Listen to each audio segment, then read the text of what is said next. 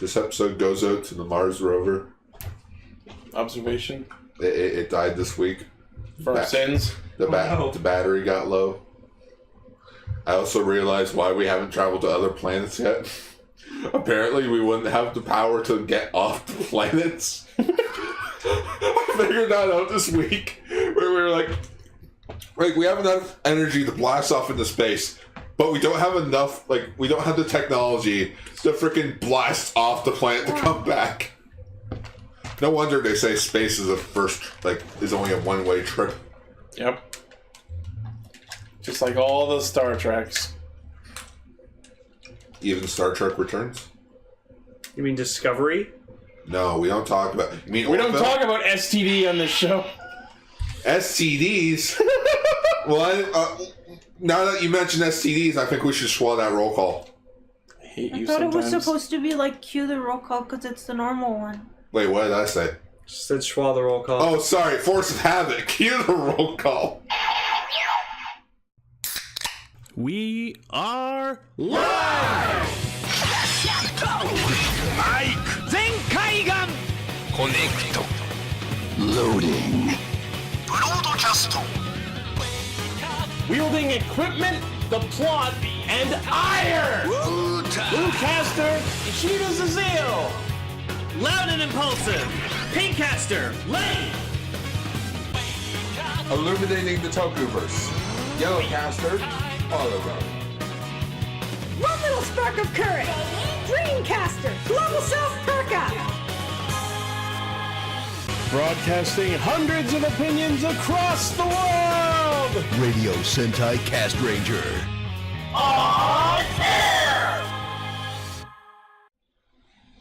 I'm actually not joking. It's okay, I understand. I'm actually not joking. When You know why? Because we haven't done Ultra Ranger. Yeah, it was a force of habit. I had to fill that quota in my brain! If I don't say it once a week, then I don't know. I'm sorry. I'm weird tonight. I keep thinking about Lego Movie 2 and almost crying. This song's gonna get stuck inside. Yeah, this Stop. stuck inside. Welcome to Radio Sentai Castranger, episode 232. 232! Blaze Pokemans. Yeah, Blaze, tell us what our Pokemon of the week is so that we should learn, just like the Wheel of Morality.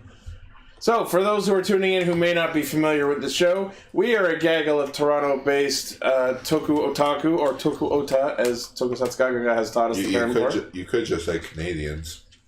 Whatever. We like Kamen Rider. Don Fan. We get Don Fan. Yes, it's Don Fan. I remember because last week I was excited because this week will be Don Fan because I like Don Fan. Yeah, because we're gonna roll out with the finale of Kaitou Sentai Lupinranger VS Keisatsu Sentai. That's how they pronounce it. VS. They say VS. Yeah. What does versus mean? Or is it just Like against. Wait, oh my goodness, I'm a jackass. Wow, Gar. VS is just a shortened version for versus. Yes, very good. Very smart. You know, sometimes Sometimes I'm dumb, No, you're not. but other times I'm fucking dumb. 60% of the time, I'm dumb every All the time. time, yeah. That still gets me, Sex Panther. Like, Sex Panther powers. I love how that was the most hilarious sentence you could have possibly said without context. What? It gets me every time, Sex Panther. there's, Are you okay? there's dumb. It's referring to Anchorman, the perfume, the cologne in Anchorman, which is called Sex Panther. But there's dumb, and then there's fucking dumb, And then there's the HNL. and then there's me. Not just you on a timeline going, hi. Anyways, for those who are tuning in and might not be familiar, we are a podcast of Canadian toku geeks who get together every week to talk about Kamen Rider, Super Sentai, and often a feature topic. I mean, I guess so. Expedition. We have been doing this show for almost 5 years, and it's awesome. We have what I like to believe is a healthy blend of seasoned critique and random improv reactionary asshole douchebaggery. Yes, I remember the 1 year anniversary where I was mentioned as a fan. And then the 2nd year anniversary, I don't remember what we did. For the 3rd year anniversary, we forgot it. And, we actually mentioned it in our movie review of the 2017 Power Rangers movie. Hooray! When, just Ichi and I are just walking to the Cineplex, and, I just turned, wait, I still vividly remember that. Yeah, I remember the video. yeah, I remember the video too, and where Sal chucked our Bumblebee helmet across the stage.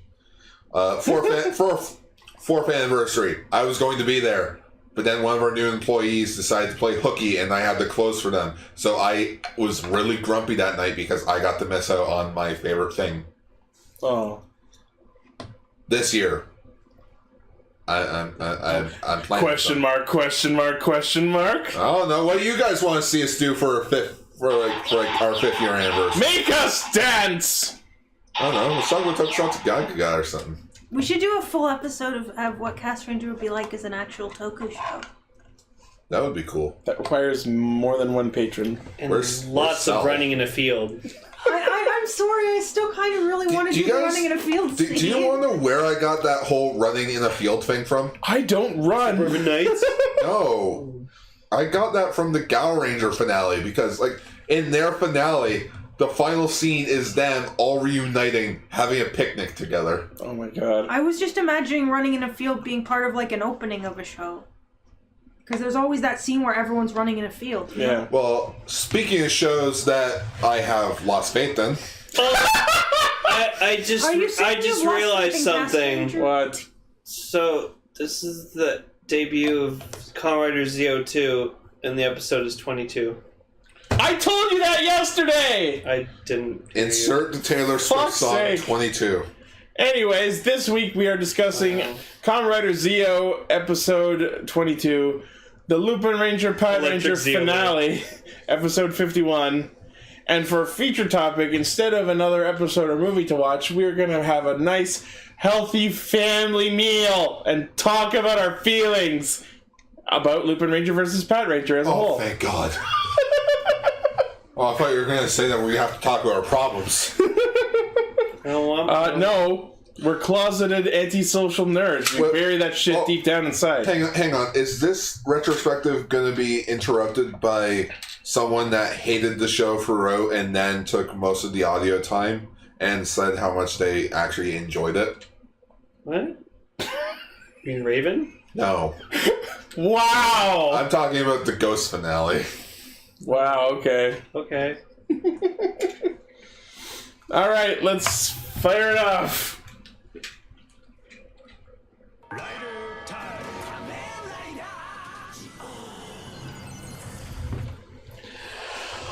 Oh my god, I actually fucking really love Zeo now. Oh my goodness. Like, I mean like the writer, like Tokyo Asogo himself. Like, he is... Sounded like you said Tokyo Wasogo. Tokyo Asogo. Tokyo SOS? I know what I said. Tokyo Drift? Anyways, he is so fucking badass.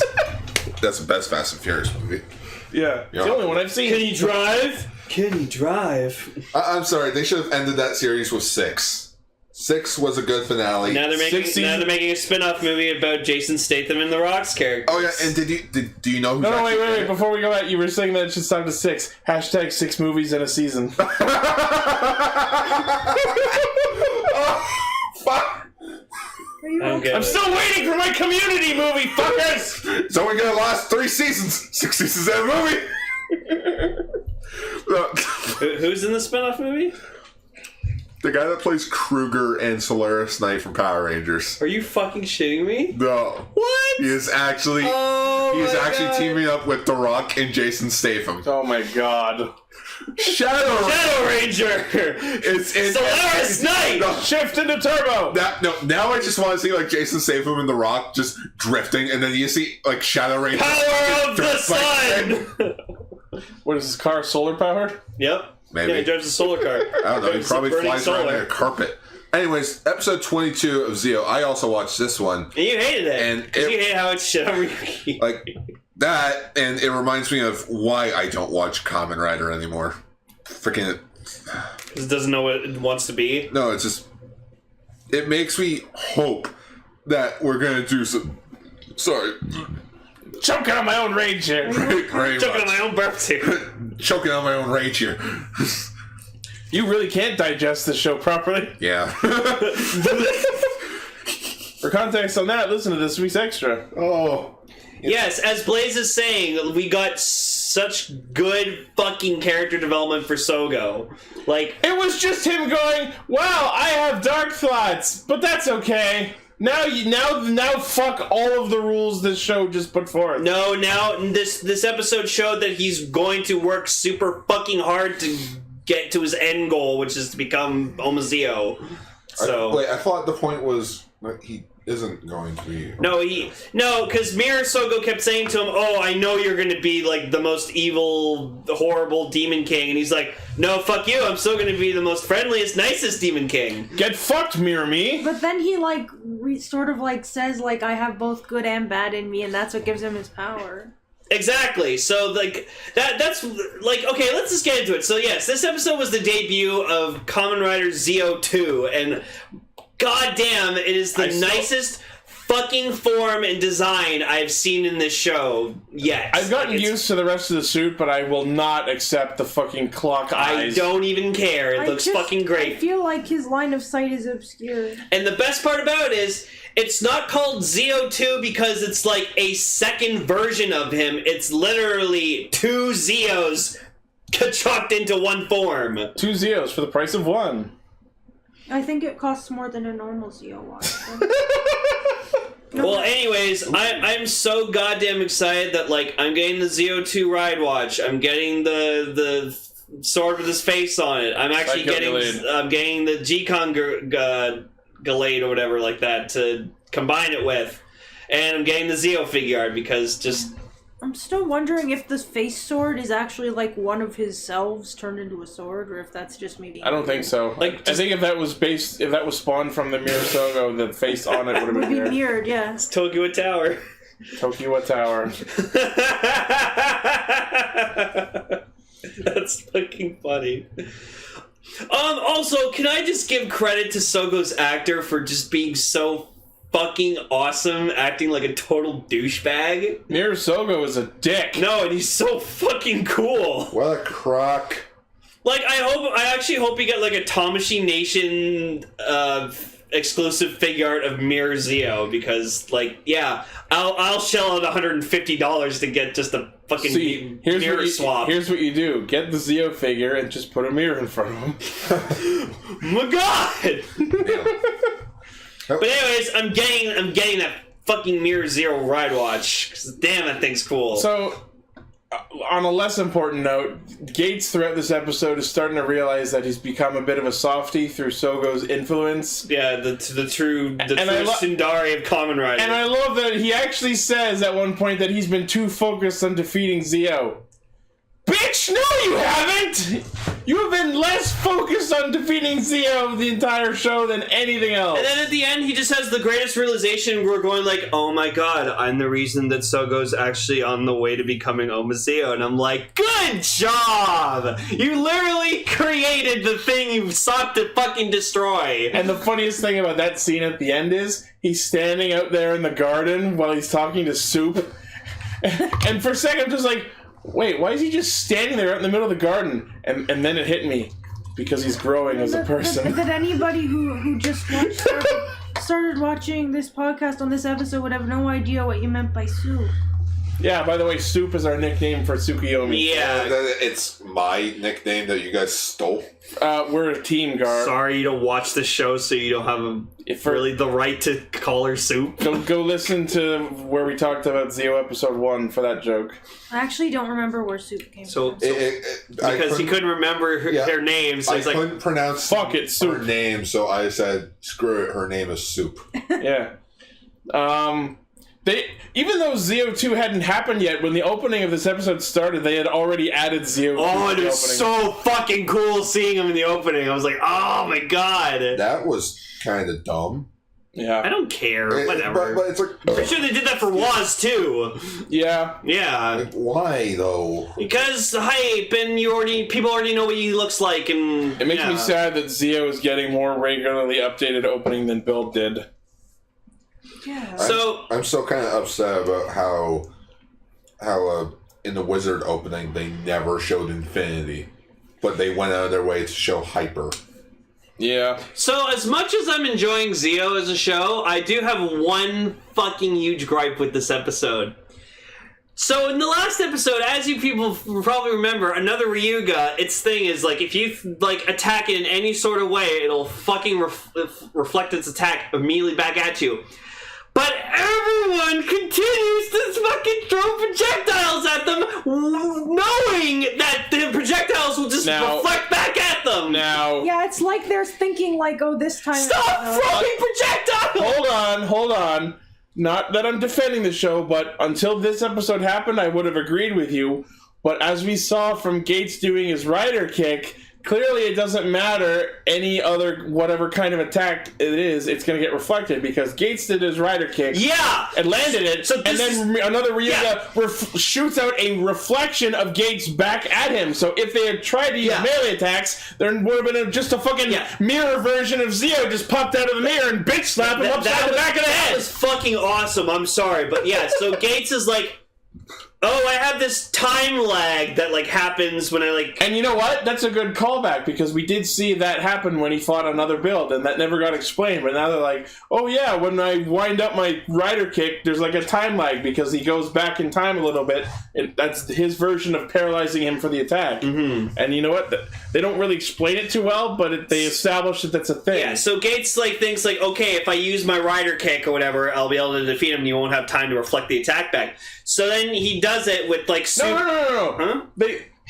What he does is he says he's going to kick him so that he lands the attack before it gets reflected. But even last week, Soup was like, no, if you do that, you'll kill yourself. Which means that she knew that even if they landed a melee attack by way of this kick, that it would have been reflected. But how would they know that if none of them had ever tried to land a melee attack on another Ryuga? Yeah. The only time they actually fought him with, like, punches and whatever, none of them got reflected. So why would they even have the thought that melee attacks, like a rider kick, could be reflected? I don't know. But anyways... This show! Anyways... So it was really fucking cool seeing that, like, Gates, like, did his rider kick and then just... Another Ryuga just reflected Gates back at him. And literally he got killed by himself. Like, think about that. Gates got killed by Gates. Yeah. That's so funny. And his fucking ride watch breaks. Yeah, his ride watch breaks, and then, like... So then, like, motherfucking Sogo just, like, comes in, because, like, none of that was canon. Yeah, so let's rewind it. So he's talking to, like, Mirror Sogo, and just, like, Sogo's telling him, just, like, no, you have to, you know... Give in your evil desires. I am the shadow, the true self. You're not me! Exactly. Wait, yes, you are. Yeah. Basically, that's what happened. Which then Sogo just goes... Yeah, so as they said before, so Sogo accepts the fact that, like, you know, he has a bit of darkness in him too, but he'll use that to his advantage. Okay, Kagedex in your chat is mentioning Gates comes back to life, Gates revive. That's exactly where I thought they were going to go. Yeah, but he just went back in time and snatched him. We just hit Control Z on time. Basically, yeah. But yeah, so then... so Sogo, like, he has one half of the ZO2 ride watch, but then Mirror Sogo's like, alright, fine. Gives him the other half, and then he chucks it together. So then, because of what happens... the watches of light and darkness. Yeah, past and future. Dick me and nice me. Hey.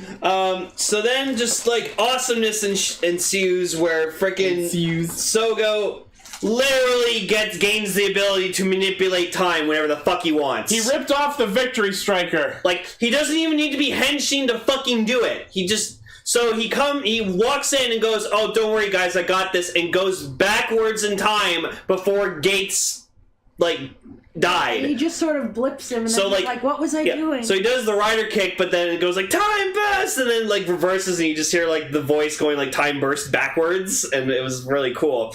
The time blurred! So I love that. I love that just Sogo now has the ability to fucking travel through time. And then you just immediately see, Waz just, like, come in, just being like, oh my god, Omazeo's my Wakamo! Jesus Christ! Yeah, Waz just gets, like, a... He gets a Zeo boner. Yeah, Waga boner. He does the whole, like, behold, it's yes, it's finally back! Iwai! And then Zeo actually, like, is it Zio or Gates who turns to him and is like, he hasn't done that for a while. Oh yes, yeah. Sogo, he like whispers over to Waz. It's been a while. Yeah, so we got 44 Wagamos. And I think we're up to 19 Q. 20 Keisatsus because it was 17 last week. Right? That's fucking cool, Rider Custom. Gates Knight. That actually looks really, really good. Yeah. That does look cool. But yeah, so like we get the Holy Y thing again, and just like I like that Zio just like Sogo just kind of goes like, it's been a while since you've done that, and like you can tell like Waz just like enjoying himself. And now that he has Zio 2 and doesn't require the actual ride watch to defeat another riders, we won't be hearing that for a long time. Mm-hmm. Fuck this show. We'll get it when we see Kuga armor and double armor. Speaking of Waz, we get to see our buddy Froz there do some interesting things this week. When he transforms, they pull this really nice stock footage thing with it, and then when he changes into featuring Shinobi, there's like a split screen. As he transforms, you see the display on the belt. I fucking love that shot, and I hope they do more of that. Yeah, that was pretty cool. Yeah. What else is worth mentioning? The quick cameo from the fucking Taka Watchroid, that's how Soup finds them. We see that Shinji doesn't have a reflection because of another Ryuga rampaging. Mm-hmm. Oh, the best part is, like, when Sogo's talking to actual Shinji, and this is where he starts to get the whole accepting your dark side thing. Shinji talks about the reason Ori Journal went under is because everyone, like, stopped following them and stopped sending them news. So another Ryuga is rampaging and killing people because Shinji is sad that everyone unsubscribed. Yeah. I mean, he's like, he says, like, in my subconscious, I'm thinking, screw them, so that's why this is happening. I'm just... That's not Shinji, though. You're not me! Exactly, Gar, but it's a thing that in every single person ever, deep down, like, even if you're the nicest, friendliest fucking person ever, you have some dark things about you. Everyone does. I'll admit, even I do. I mean, I'm just very good at keeping them to myself. I'm sorry, just my problem with this is just they lost track of the whole Ryuki tribute. Because we didn't get an actual Ryuki armor. Yeah, it's and now what fucking reason do we have to do any others now that Zio 2 is here and can kill any another rider he fucking wants? This show literally just said, fuck it. Fuck our own rules. Fuck the anniversary. No. Fuck 20 years. No. We're going to go back after the Kikai episodes. After that, there won't be anyone else. He got his mid-season power-up. What other point does he need for the other ride watches? Who knows? Maybe it'll take a huge toll on him or something. You never know. It's only been one episode since he's been using this form, so... Yeah, but it's tokusatsu logic. So once you get a new and stronger form, there's no need for the other form. That's bullshit, because Build's used a lot of other forms, and he's had more powerful. He barely used Genius all the time. But Build is different because there's so many bottles that they could do that. Zio, you got how many ride watches does he actually have? They have, I think, like 15 or something, or like at least 10. I don't know the actual count. Something like that. Anyways, see, it doesn't matter now. It doesn't matter. We'll see. It's still a lot of watches we're not going to see the end of the armors. You know why? Because they still need to sell toys. That's why. I mean, Ryuki armor didn't happen in the show, but they're still selling the soda station. So you know what, Gar? So it's like we're not gonna see Hibiki. We're not gonna see Blade, Kiva. Oh, that's a shame. Like, we're not gonna see Agito. I feel like it's also... Wasn't there mention somewhere that Agito was the next arc that we're going to do after Kikai? I think it was just an image of, like, this is what Agito looked like in the show, and this is what he looks like now. Also, Gar, I'm going to heavily quote you on this one I'm about to say. Budget. They cannot afford to make all those designs, which is why we have the Soto figure line. Then what? Because people would want them. Because, hey, what does Hibiki armor look like? What would Ryuki armor look like? Just it'd be a dick move if they didn't make those armors. So, anyways, it's just So I get it. You don't like Kamen disappointed. Rider. It's just I am disappointed that the anniversary season gave up on itself. Well, we'll see what happens after the Kikai arc. Mm-hmm. But yeah, so Zeo2 does his super big special slashy attack, Which is literally fucking Xander Thunder. Yeah. Like, I like if this wasn't going to be a heavily LVP like episode, I would want to make the thumbnail just him doing the slash attack, but it's just the Xander Thunder text instead. I think that'd be funny. Yeah.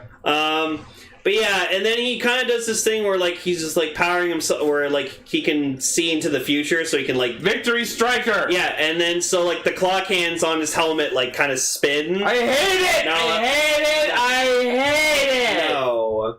I hate it. It's bad. No, it's again, it's a thing I like where they take a gimmick and they go full force with it. So I like that. I'm actually surprised that base form Zeo doesn't do something like that. Like I was expecting him like because he has like a little dial on the side of his helmet. I was expecting him to like turn that to like kind of boost himself or something like that. Except he doesn't because those hands are like curved around the shape of his head. I know, but it'd still be cool if he did that. So, but yeah, I fucking love this form. I love this suit. It's so goddamn cool, and Sogo's just such a fucking badass now. I miss Sogo from episodes 9 to 12 when he was telling Waz to fuck off. Oh, you never know. He might still... Now he's just giving them stupid nicknames, which everyone has accepted, and I hate it! Even They're calling each other Black and White Waz, yes, bad! that's better than both of them calling themselves Waz and confusing everybody. They could have. Oh, look, it's Waz! Waz? Yes, Waz! Oh, look, there's Waz! Yeah, it would. It's confusing! They could have said, like, our Waz and different Waz or something like that. No. Ride was. No. Could have been pretty confusing. Anyways, then, you know what? Call the alternate one Zao. Well, Ichi, guess what? You don't need to call them that. I don't. That's why I call them Agwaz and Froz. And there you go. I call them Waz and another Waz. What about Mirai Waz? Even another Waz is better. Why don't they call him that? Oh, Mirai Waz. That's a good one. Probably There you an go. actual Because another Waz at because some point. Kamen Rider Waz comes from the future, right? Yes. Like farther in the future, right? An alternate future. In the future. So, yeah, why didn't they just call him Mirai Waz? Yeah. What's with the whole white and black Waz? Because he's wearing white clothing and the other one's wearing black clothing. It puts a really awkward... Fuck, that's like calling twinge you on it. Gray Lane and freaking Talonichi. Talentichi? But Talon. he's always talented. No, Talon. What, does he have talons right now? His shirt color looks like the color Talon. He means the Kyoryu Navy. Yeah. Oh, it doesn't have like a picture. But yeah, I did check up on the wiki, and apparently the actual name in the show for White Waz is another Waz. Oh, that is weird. Why don't they Sogo is call just him a fucking moron. From what I understand, he is 18. Barely legal. See, no. I don't know why he said that. Why did you No, say I'm that? sorry. No. This is another thing that I have to complain about. Freaking Takaru, 18. Everybody bitches and complains about him. Sogo, 18. Everyone fucking praises him. No, I only liked him during episodes 9 to 12. Now he's right back to being a little shit fuck. Oh, shit. Why you guys don't like... What's wrong with Sogo? What did he do? Everything. I don't even know anymore. I enjoy Sogo. He is flip-flopping a lot in terms of what his reaction is to the whole possibly becoming Omazeo thing. I will grant you that I'm impressed that he's so early in the show has like sort of found a way to shuffle off of the Omazeo timeline in a way, because clearly Zeo 2's like when it was just the right side watch, that was supposed to be him leading towards Omazeo, and now that he's got Zeo 2, this is clearly him walking a different path. Yeah, he literally stopped Omade from happening. Not stopped. There's no explicit mention of Omazeo. Oh, is it a Judgment Day thing where Omade... We stopped Judgment Day. Judgment Day is inevitable. Omade is inevitable. You only prolonged it. Yeah. Pretty much. Is that a Terminator? It is. Yeah, because originally Judgment Day was supposed to happen in 1997, but then it got delayed to 2003. So. And yeah, Orb, you're mentioning that Sogo's good when he can be, when he's good when he's really manipulative. Let's have that Sogo again. Episode 9 to 12 Sogo. He was a crafty fucker.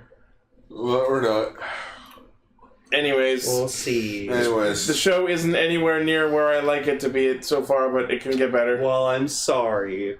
So next week we got Kikai and AKA Machina Rent. I'm kind of growing tired of these Future Rider things. Well, it's the last one that we know of. For now, there's still Ginga. Hopefully Kikai will be awesome.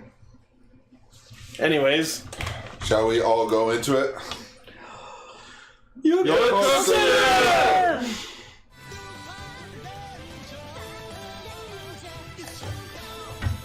That's the last time we're gonna play. This finale was perfect. No, it was a fucking amazing finale. Was it Beautiful. I cried. It's so good. Oh, fuck me. Why? What's wrong? What did you just say? I said it was perfect and beautiful. Lane? I said I cried. Emily? I cried too, I'm sorry. I thought it was okay. Fair enough. I feel like the actual, like, very, very end of it, without saying anything that happens yet, like, the last scene was very weird and felt like a lead-in to the pass-off thing, rather than an actual end, but... Oh, yeah, that... Okay, I'm sorry, I have to talk about... Like, no, you know what? You guys talk about what you guys liked about it. Oh. And then I'll talk about why I think it's just okay. Woz featuring Lupin. That actually looks really good. Cool. That's cool. Great job. That is cool. Damn, these customs are good. Why can't we get these in the show? Right? Rider Custom, go work for Toei. So, the episode starts with Pato's fighting Dogranio and the Lupins trapped inside the safe, where they've pretty much accepted that they're going to die. Like, holy shit, were they just so goddamn... Alright, yeah, we're here, but we got our loved ones out, that's all that matters. Saying to them, like, please live happily in the new world, and it was touching. It's just... No, I agree with Lane with that. They're a bit too happy. No, they had accepted it. Just, It took them a at while. least... Well, let's think about this. Like, the reason that they were so serious-faced and mission-focused all the time has been resolved. Their loved ones are alive and get to live, so it's like their souls have been set free. Well, yeah, but like instead of being like happy, why not show them like? In fact, show them lost. Make them question like, well, what do we actually do now? We spent the last 2 years doing this. Now, if they weren't trapped in a safe, thinking that they were about to die, I feel like they would probably be thinking that. But they have already, while they were on their way in, they knew that they probably were not coming out. So they've already come to terms with that because they cared about completing their mission and fuck everything else, including ourselves. So they were just waiting for the inevitable. Yes, they were ready to die. And that's super interesting. And then we get the final battle. Why, oh why, I'm sorry, but just worst filming location that you guys could have chosen. What was wrong with it? No, It was like the dullest fight scene where it's the dullest place where you could have the final battle. I can agree with that, actually. Like, Yeah, I feel like they could have picked a more dramatic location. Yeah, right been in a beside field the somewhere, baseball, right beside the stadium. Right? Could you have not chosen like anything better? Like the quarry! Go to that rubble set. Inside the stadium. No, go inside the go film it at the location where you guys film like every final finale, where all the rubble's everywhere, like the broken buildings. Go film it there. Dogranio did just nuke the city 3 ways from Sunday. Yeah, but Oh just, god, I actually exactly forgot about that happening. where they were filming. It's like this feels like a crappy. This feels like Power Rangers trying to make original footage. It looks like shit. You really So we went from ZO2 to ZU2. What? ZU2 was the name of the 3rd season of Power Rangers that was filmed exclusively for Power Rangers. Oh no, you're thinking of Zhu2, which was like the next 20 episodes of the first season of Mighty Morphin. I thought ZU2 was the name of the footage that Toei filmed for use by Power Rangers for their last season. They did, but it was for the first season, not the 3rd season. Oh, whatever, you know what I mean. But yeah, it's awful. Yes, Blaze. Wait. Yes, Blaze. But that's the thing, though, Blaze. I'm not saying, oh, it sucks. I'm actually making valid points. No, and you know what? I agree that they could have picked a more dramatic location for this big final battle to happen in. Yeah, it's like, this is the final... I'm emphasizing final battle. Yeah, it's like... The final count. Pretty much.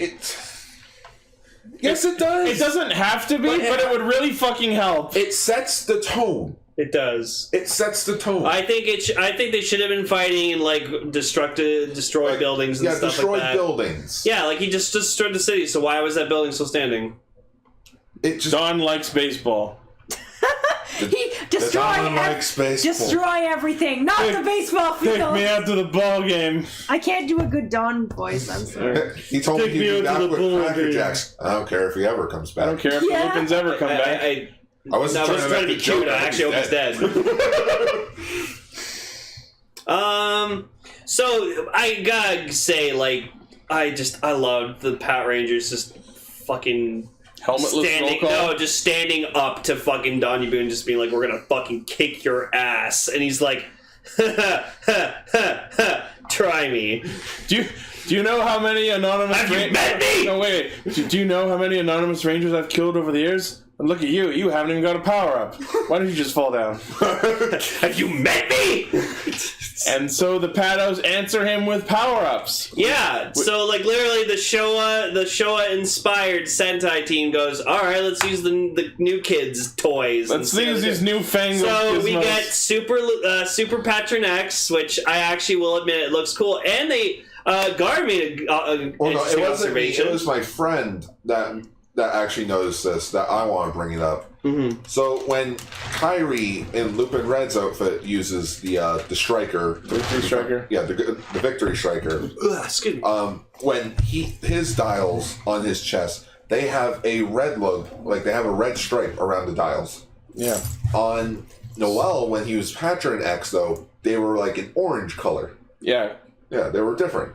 Which is neat. Now I'm thinking, well, is it different for everyone? Like, would it have green dials? Super Lupin Blue, please! Yeah, so, like, would it have, like, blue straps around Probably. it? Like, yellow? That's interesting. Like, that is a good point. Yeah. Does have red on them. Yeah. So, just the ones on the outer shoulders, not the circles around the chest. Yeah, not the circles. And then he has, like, a gold cape, too, and, like, it actually, I will take it back, it actually does look really good on him. Super Patron X looks great. But then we get motherfucking Super Patron Ichigo, and it's so fucking cool, and like I have to fucking go full ham on like talking about this because it's so fucking awesome. So like usually like when you see Noel using it, like he has to hold onto the handles to like, you know, charge the cannon and like fire it to keep him steady. Fucking Keitro's so goddamn cool, so badass, he doesn't even need to fucking hold on to those handles. He just fucking fires it, gets sent back a little bit, and the other paddles grab and then, it, the other... Looks like it would have had the power to, like, rocket him into the sun. And then, Sugasa and Sakuya, they freaking come, they hold onto the handles, they channel their fucking energy into it, and they fire an even bigger fucking blast from it, and it was just... You know what would have made that even more awesome? If, like, as they're combining their energies, they just combine into Super Patron Yugo. Oh, can someone shop that? That looks so goddamn cool. Honestly, I'm shocked that didn't happen now that you mentioned it. That would have been badass. And I love that sound when they fired, like, the cannon, and you just hear, like, that, and, like, it fires it. So that was super cool. Didn't do anything. Yeah. But it was still, like, A for fucking effort. That was so cool. I'll at least give Donya Boone this. He at least, like, actually stood a good fight, even with, like, to quote the Digimon Bridge, everyone, kill it with fire. And it's just like, they all fire, nothing happens. Fire!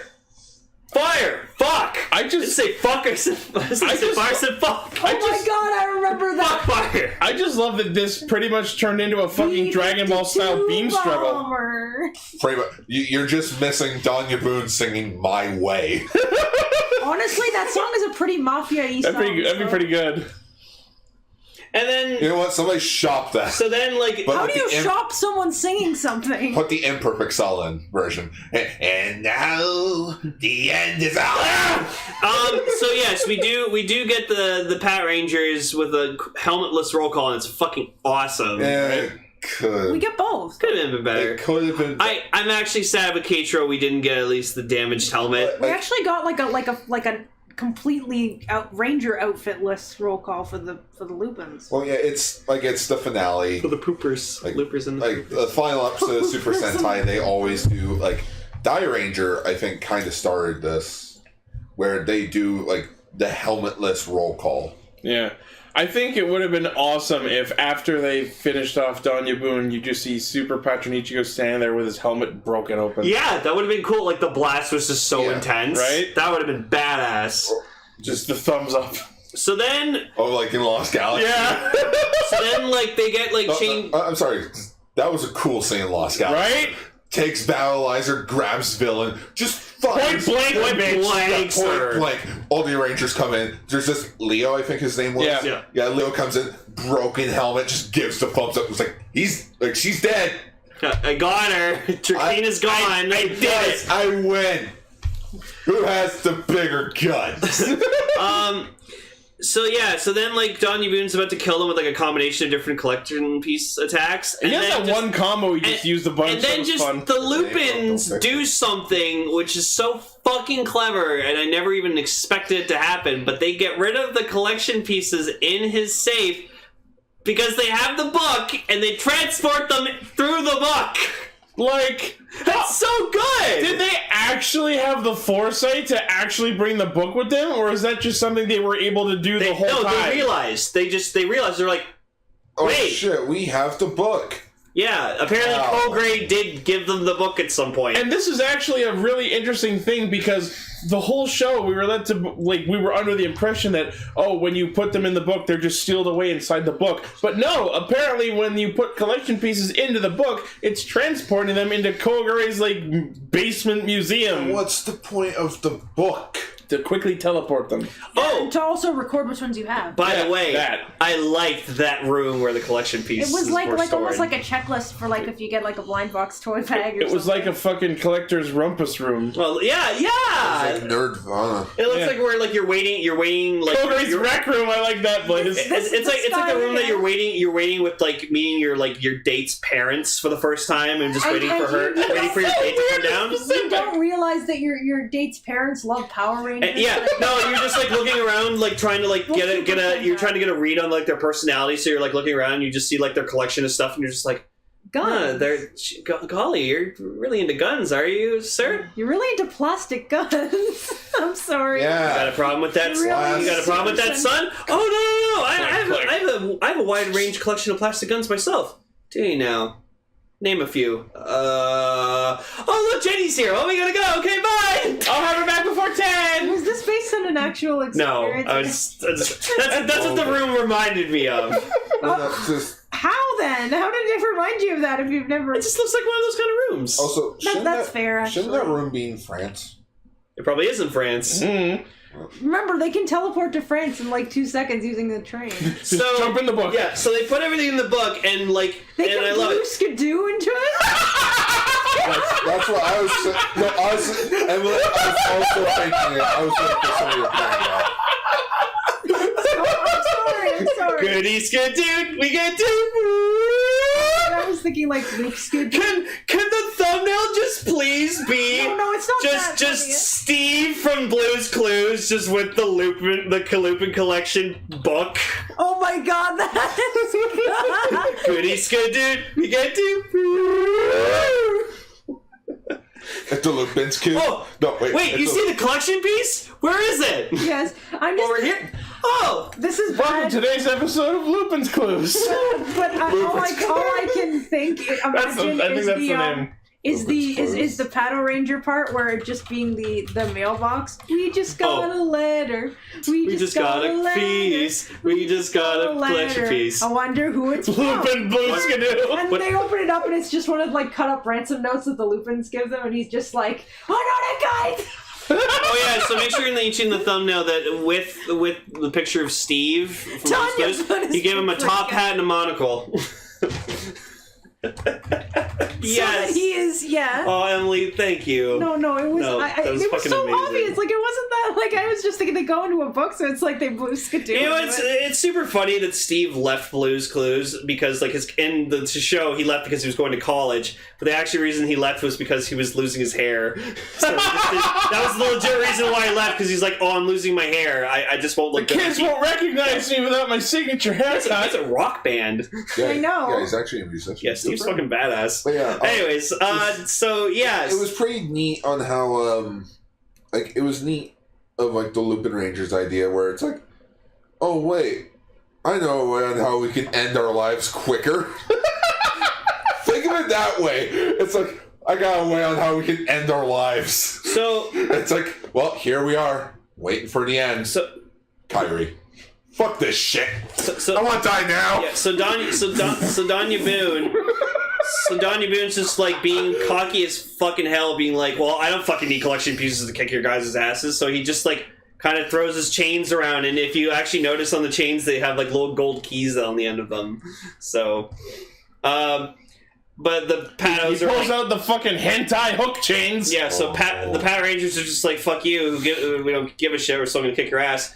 And then like they realize that okay, they need to kill him, like just they need to destroy him because he's like one of the last ganglers alive. And Hilltop is straight up like, I'll take responsibility. Fucking murder him. Yeah, murder him. Yeah, and just I you know. see. So Hilltop was ready to accept responsibility for the death of the Lupins. Yeah. Because they're cops. It's a crime to actually kill people on purpose. Unless provoked. So. But I actually laughed at, like, once they had downed Danya Boone and they were like, open up your safe. No! I said open it. I don't wanna! I don't care what the other ganglers are getting, you're only getting one. I hate you! I want those collection pieces, but that one over there got two. We should bring up how every time they took a collection piece, like the Lupinrangers, from the inside and put it in the book, it actually made Danya Boone weaker. Yeah. So in which the Pat He kept Rangers trying were to just, use them. It was just like, how my powers are disappearing. which he even mentioned, like, even though all mentions, it's like age is finally catching up with him because he's been using the powers of the collection pieces.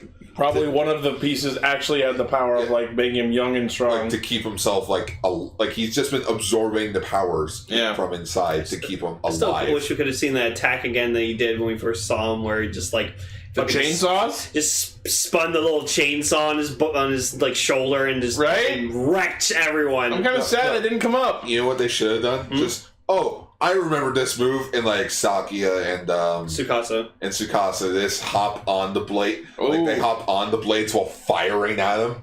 That would have been cool. Like learning from their previous encounter. Yeah, it's like that would have been cool. So what? Surprise, motherfucker!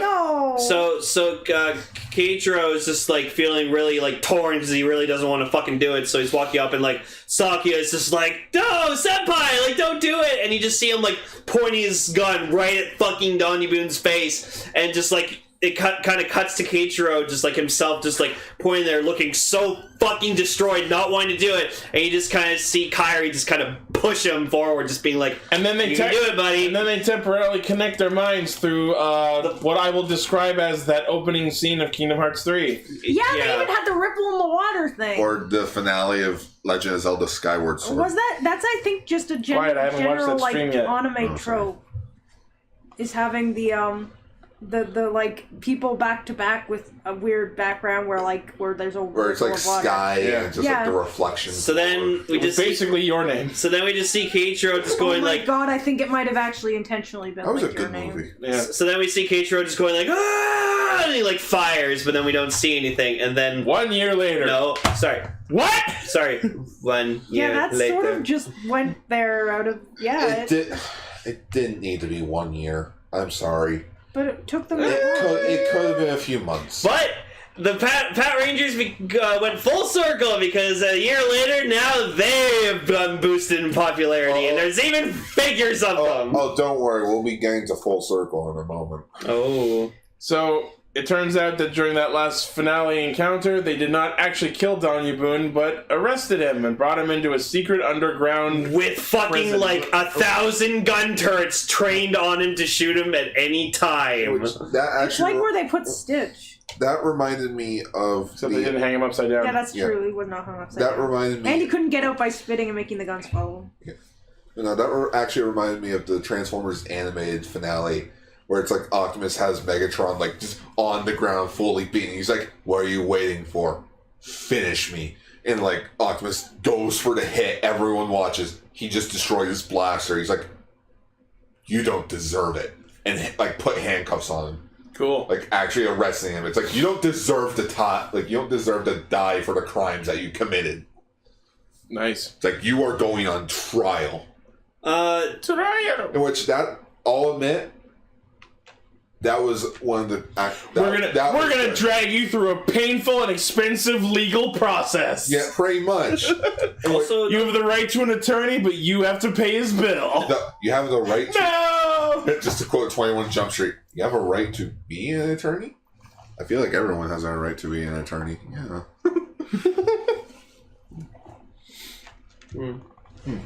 But yeah, just 1 year later, which it didn't have to be 1 year. It did feel a little extrapolated. So that means the whole entire plot of Lupinranger Patranger takes up 3 years time. Like 3 years of real life time. Something like that. Yeah, because they've been Lupin Rangers for 2 years. 1 year later. No, they were Lupin Rangers for 1 year when the series started. Then the series happens over a year, and then the third year is the time skip. So yeah, we're still at 3 years. Yeah, 3 years. It's just. I mean, that's good lore. Is it really? Yeah. Is it? I think it's good. I like it.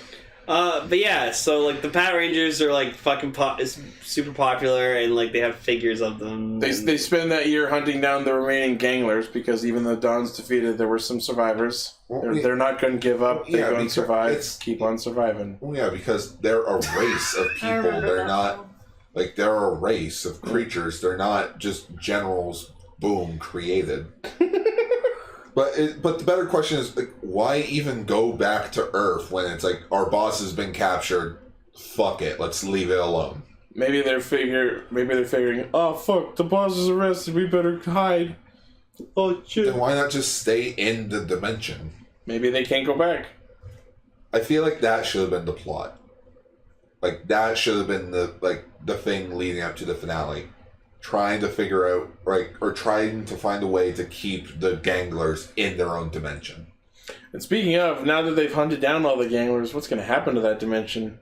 Maybe it's empty. Maybe the humans that live there of Noel's race will take it back. Well, remember, Noel's a descendant.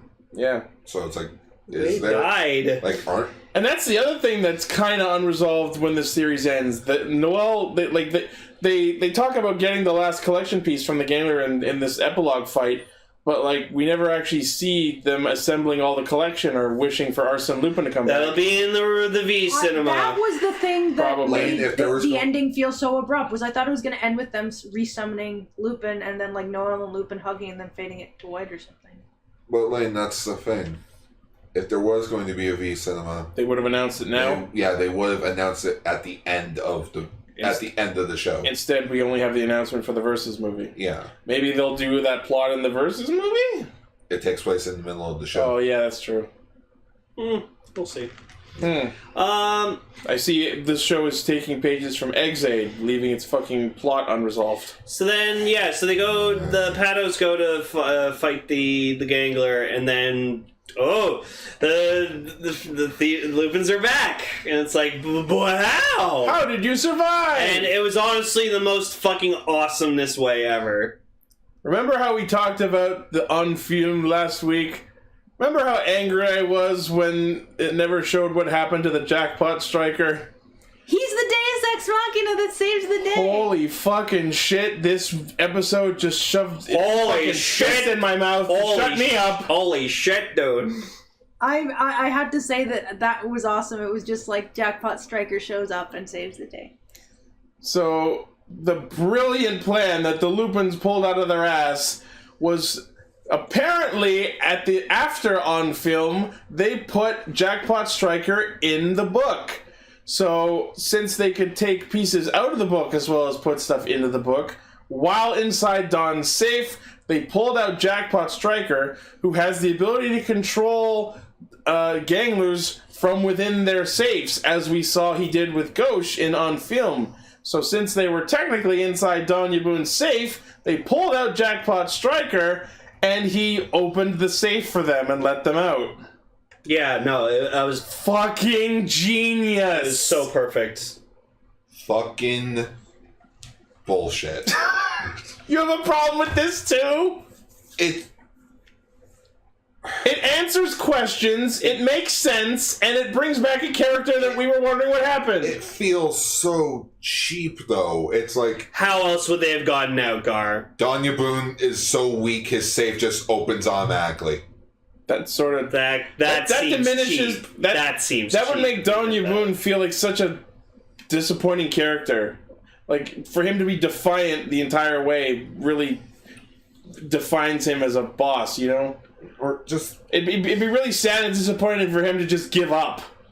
Well, after being chained up for a year, probably not getting any food or energy. Do they need food? No collection piece. Come on. I feel like Jackpot Striker was a giant... Oh, shit, we kind of wrote ourselves in a circle. Like, we kind of wrote ourselves in the corner here. What can we do? Or they did this on purpose. That's why they left Jackpot Striker's fate at the end of On Film ambiguous, so that they could surprise us with this. What if you haven't seen the movie? That's so what I was like, thinking. Wait, if you haven't seen it, who is this? Yeah. Did they not mention that he was... They never mentioned Jackpot Striker at all in the show. They do show some clips from the movie after he shows up, because it's like, hey, remember when I did this? I did it again, but better. Hey, remember this? Also, if you're a fan of the show, you would have assumedly seen the movie. A lot of people not necessarily. Not necessarily. Not a lot of people go out and watch all the extended stuff. Like, I love Precure, but I haven't... By the time this episode aired, the movie's on disc. I've watched the last 3 seasons. I've watched every episode, but I haven't watched any of the movies that have come out between those seasons. Even, like, All-Star Memories, which people say is amazing. I haven't seen it yet. So maybe sometimes you just don't have time to see the movies. But yeah, the look. Sorry, I feel like I was dumb there. What? No, nothing. Anyways, I thought it was beautiful and amazing and answered questions and was a very welcome sight to see again. You only say that because you like Jackpot Striker. Exactly. Well, I'm not the biggest fan of Jackpot Striker, but I think that was still a pretty clever, awesome way that they did it. So that's just me. But whatever, the Lupinrangers get set free, and then apparently their loved ones became Phantom Thieves as well. But they're trained by Noelle. Their reunion though was just fucking so heartwarming. There's got to be like a movie about that coming. Like, I saw, just as soon as I saw Toma just run to his fiance and just hug her, I was like, oh my god! I felt so happy for him. I cried. And can I just say, I know someone in the chat mentioned it, but their Phantom Thief outfits are fucking awesome. Mm. I want to see them become Lupin Rangers. Loopers? Looking to be loopers. Would they be different colors, or...? No. They would probably be the same color. Maybe you see a female Lupin Blue. Maybe a different shade of each color. Yeah, maybe. You're reverse. Lupin Crimson, Lupin Navy, and Lupin Gold, maybe? Well, no, I'm saying like make it reverse, where it's like where the yellow is, make it black, and where the black is, make it yellow. Or that. The color. Or that. That'd be interesting to see. I don't know. I'd have to see it, but I feel like it might be a little awkward. And then, like, we get Kyrie just, like, looking at his brother and just, like, apologizing for, like, you know, how he's kind of been treating him. And his brother's just like, whatever, man. Just come here. I love you. Give me a hug, you bastard. So then we get, at first time I watched it, I thought it was like, oh, really? Like, we're really, like, we're going back to this. But then after watching it the second time, I actually grew to find it really funny. Just Keiichiro's like, oh no! Wait a minute, you guys aren't still going to be Phantom Thieves, are you? And they're like, well, we still need to get the collection piece. And then he's just like, oh no, Kaitou. He's just like, you fuckers! Here we go again. Yeah, so at first I thought that was... And then the Ryu's soldier guy comes in. For the handoff that's afterwards. I think we can call that non-canon. Oh, I thought that literally, because it's in the same room and everything, so... No, it's just... But the most interesting part of that scene is they mention that it's the last collection piece they need, and when they reach into the safe and pull it out, what do we get? But the clock from the opening! Yep. Ah! That There was, it is! that was super clever. So yeah, the episode ends, or like the series ends the way it began. With the Lupins fighting the Boopins. Would you want them to have like a picnic or something? Just, no, They had to run in the field. no, just so the show literally went full circle, and we're right back where we started. I think that was just Minus 50 ganglers. like a gag for the last bit just to have that happen. But Minus 50 plus ganglers, and the Pat Rangers know the Lupin Rangers' identities. Mm-hmm. Where? I'll tell you one thing that didn't get answered. Where the fuck are the Lupins living now? that's a good point. Dear God, they don't have their Probably let's see. still Toma's gonna move back in with his Yeah, they're probably just gonna move fiance. back in with their. Oh, yeah, that's the thing. Yeah, Lumika's Harry probably lives gonna with go his home brother for her probably. parents, finish school. Yeah. But no, just like I've seen, like I'll admit, I'll just get straight into it. The finale felt underwhelming to me. Okay. Each episode leading up to it, like after Destra got destroyed, like around there, the episodes were starting to be really good. But the last 3 episodes, I'll admit, have been falling flat. It could just be me, because I've seen half of the Super Sentai library, so it's like each finale's kind of has the same thing, but it's just this felt very unsatisfactory. It felt. I may have been dare to hasty when say- I called it perfect, but I do think this was one of the better Sentai endings that I've seen. Yeah, but it's like I hate to say this, it's mediocre. I wouldn't put it. I loved it.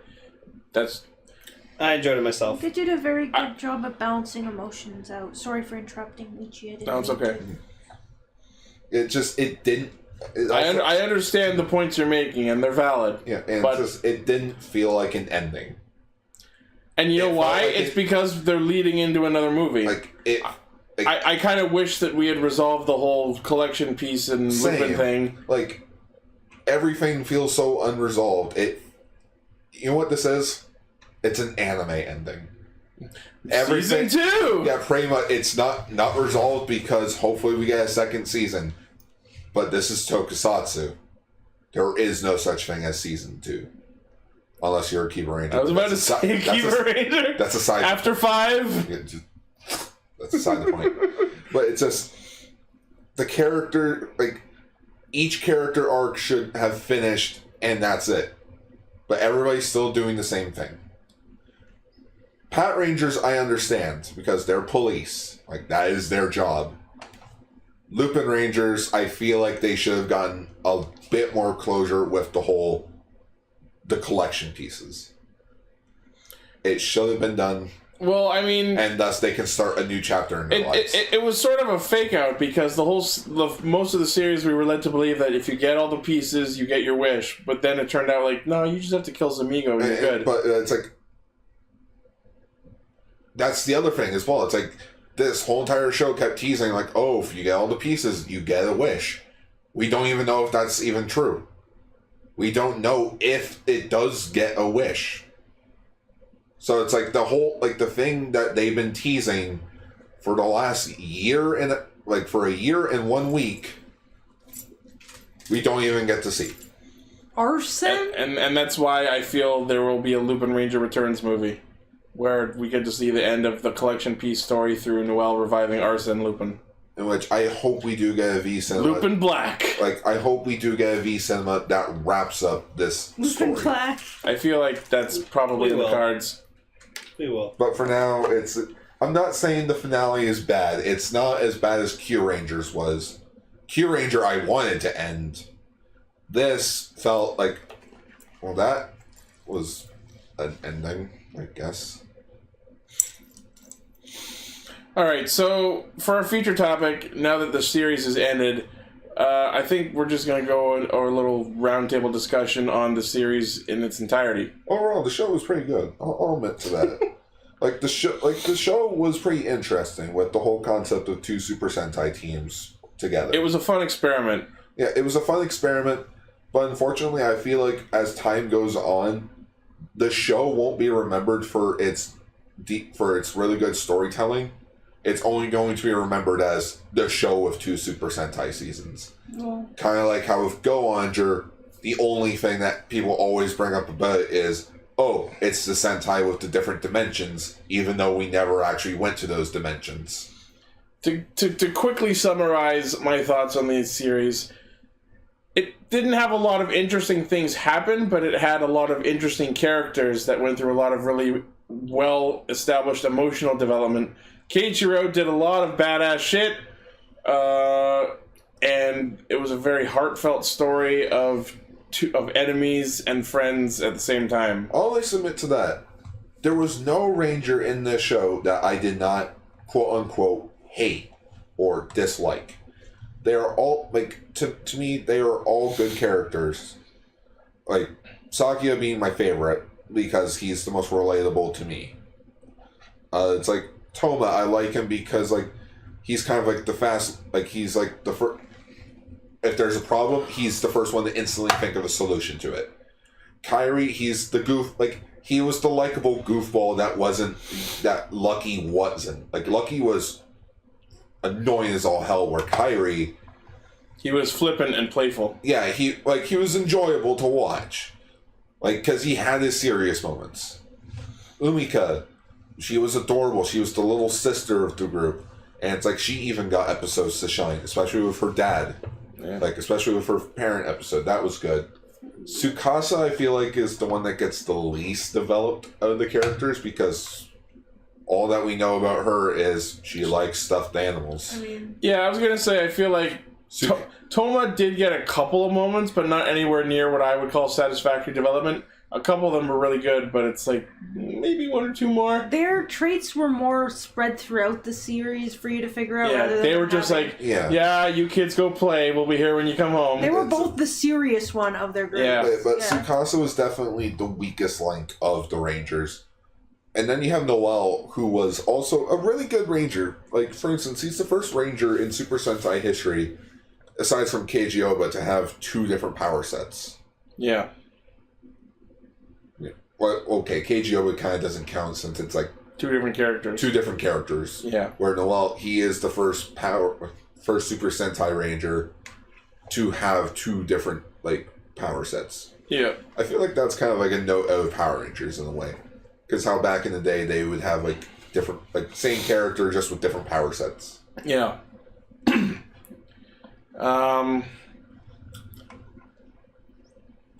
But yeah, anyone else want to give their thoughts on characters? Because we're kind of talking about what we like about the characters so far. Well, I was just going to kind of go my own little shtick about the series overall. So, it's not a surprise to fucking anyone. From the very beginning of this series, when we heard that we were getting a Sentai season with 2 teams, one being thieves, one being cops, I was obviously going to be on the cop side because that sounded cooler, because I like sense of justice and police and everything. And honestly, yes, the Keisatsu Sentai Patranger ended up now becoming my all-time favorite Super Sentai team, because just they're everything I want. They're police themed Sentai. They have fucking cool ass gun for a changer. There's only 3 of them. That's one thing I want to touch on briefly. I really, really dislike the design of the VS Changer. It is the ugliest gun I've ever seen. The VS Changer, I'll admit, probably could have been a better color than white. It's not even the design, just the shape of it is so why is anything? Well, it's because so it could go like this and go like that. No, I know, but the part on the opposite side of where you put the vehicle didn't have to be so randomly bumpy and ugly, you know what I mean? It's because it's supposed to look like a landing pad. Why not do what the... No, but the part the vehicle goes on is fine. Just the opposite side is just I don't understand what the thought process was behind this. You know what they should have done? They should have done what they did with the swap mode guns from Deca Ranger, where you open up the hinge, you put the thing in, and you close it. Maybe it's the underbelly of a gun. I don't know. but just I feel It looks like a weapon out of Mass Effect. I feel like the colors. I don't know why I like it so much. I feel like the colors itself is just a bit off. Right? Like, why orange? Like, why orange? None of them have orange highlights. So it's like, why not make it just black and red all over? It stands out. I don't know. But just I grew to love the Power Rangers a lot. Like each of them had something unique to bring to the team. Keiichiro ended up being like, best character in show. Yeah, exactly. Jesus, did you back the right horse in that race? No, exactly, because I knew he would develop over time and he would grow because I did not expect him to develop the way he did. Yeah. Sakya, he was so fun and just like a silly guy, and it was great just seeing him turn into like this. He grew a lot. He started out as a fuckboy, and then he became slightly less of a fuckboy. Exactly. And Tsukasa, like, honestly, yes, Gar, I'll agree with you. She kind of was the weakest of them, but we did find, like, yes, she had her love for stuffed animals, but then we also had an episode where we learned about, like, her growing up, and she was raised by her grandfather, and her grandfather was also a cop. And was like, because of my grandfather, I knew I wanted to do good. She told her backstory to Kairi, that episode where they were in the Ginger Club. Yeah, and she said I wanted to be like my grandfather and protect those who couldn't protect themselves. Okay, you know what? That's a thing that I should bring up about Lupinranger and Patranger as well.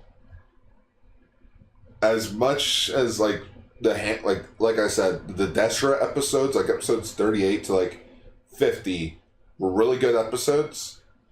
I'll fully admit most of it was kind of very forgettable. Like, see, that's the thing. That's why I said right at the start of this, I'm like, you can't really say a lot of things happen because most of the series is just get the collection piece, get the collection piece. Hey, there's Amigo. Get the collection piece, get the collection piece. Hey, look, it's the Lion Gang. Oops, they're dead in 3 episodes. Get the collection piece, get the collection piece. For that's why I'm kind of saying the same thing that I said about Kamen Rider Drive. This show was more about its characters, not its story. Absolutely. So, I'll tell you who, at least, is the worst thing of all in Lupinranger versus Patranger, and you guys probably know where I'm going with this. Hilltop and Jim Carter. Yes. Hilltop was wasted potential, and Jim Carter was a fucking walking nightmare trash can. I am sorry. I like both of them. Jim Carter. Oh, sorry, Emily. No, I wasn't saying anything.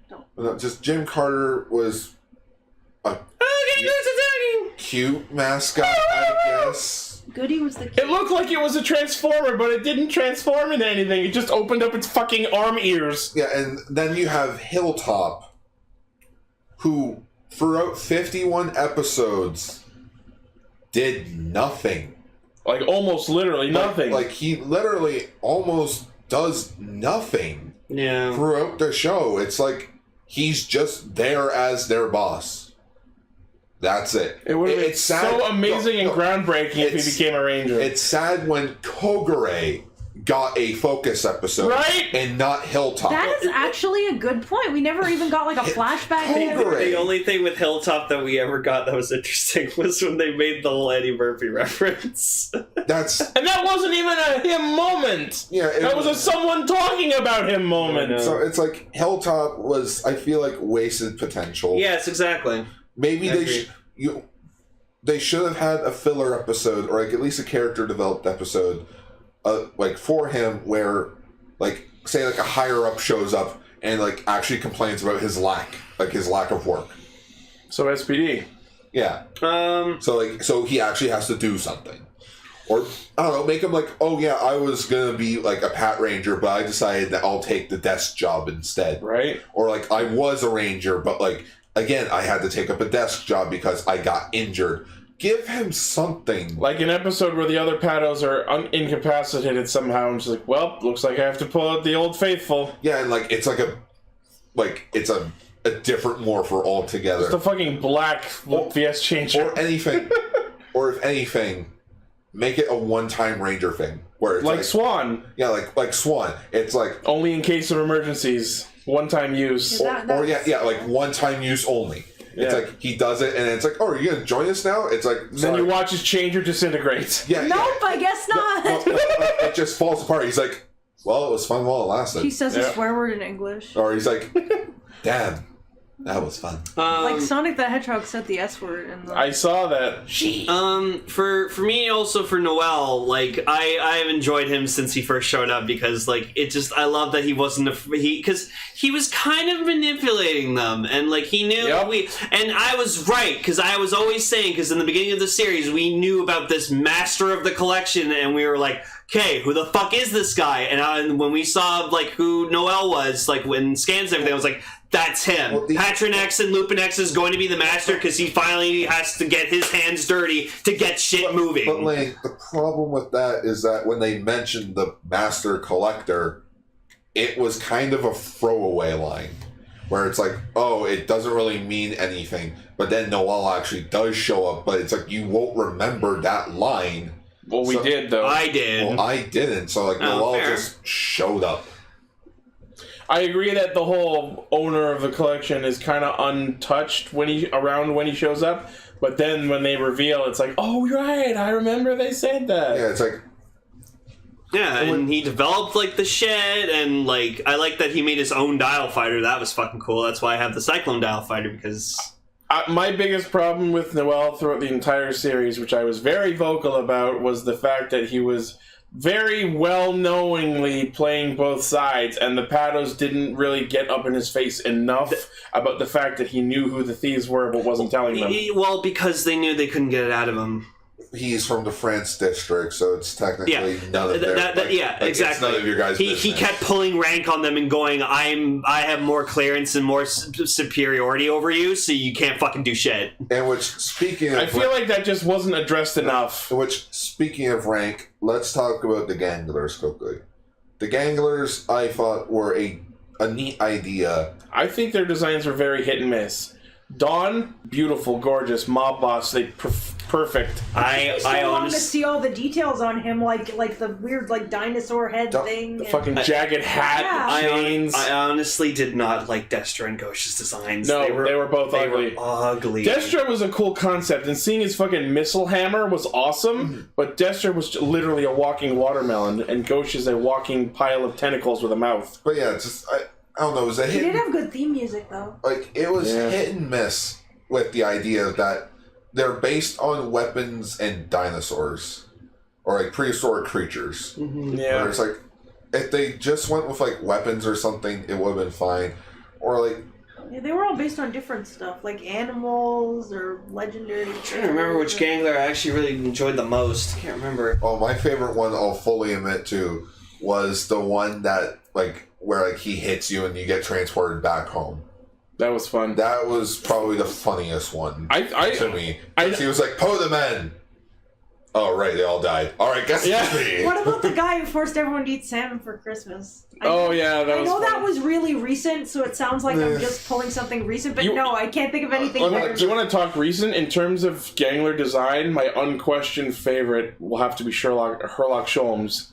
They just pulled off that whole Fox magician design so fucking well, and I love it so much. Oh man, I do like out of the four main Ganglers, Danya Boone, Ghosh, Destra, and Zamigo. Mm-hmm. I thought their designs were really cool. Zamigo's was great. I like the four of them. I just wish that there was probably a fifth member or something. Right? I feel like Lyman was supposed to be that, but he died really quick. I feel like Zamigo was definitely meant to be that other member. He was supposed to be the Decker. I am so disappointed that Zamigo didn't turn out to be Danya Boone's son. I think it would have been a bit cooler. I thought that was coming, but Endgame. It wasn't. Danya Boone just backstabs Zamigo backstabs Danya Boone, and he's like, "Sorry, old top, but I'm the new cat in town." Did you just say old top? What does that mean something, or am I an idiot? It's a phrase that people say, old top, like. Oh yeah, my favorite was this guy. We're a podcast, you gotta talk about it. The guy who his name is there. Yeah, Togino Aves.